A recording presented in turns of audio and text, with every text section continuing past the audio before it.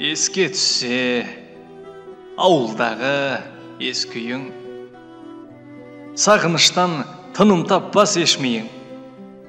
Ал қалаға зәулім сарай соқсаңда, оның құны салыстырсаң 5 тиын.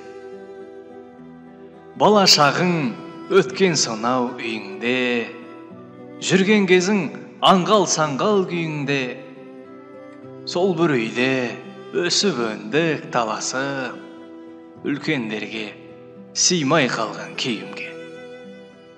Сол бір үйде болды шіркін қандай бақ, өмір сүрдік еш алаңсыз жан жайнап, анамызды сыйлағаннан үй жинап, әкемізден қорыққаннан мал жайлап. Сол бір үйде бақыт таптық, бапталдық. Сол бір үйде күліп ойнап, шаттандық. Сол бір үйде оқуға да бет түзеп, сол бір үйде әскерге де аттандық. Сол бір үйде тіршілікке үйрендік. Сол бір үйде той жасадық, үйлендік.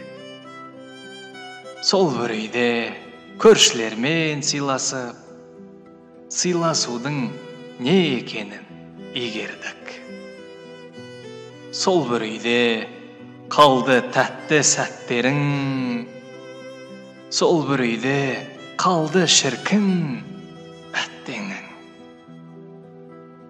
Бір бұрышқа сыймай қалған етігің, бір бұрышта басталмаған дәптерің. Сол бір үйді аңсап тұрар қайран жан, 62 тамырымыз байланған. Әр бөлмесі біздер үшін бір тарих, қайта келмес сағынышқа айналған.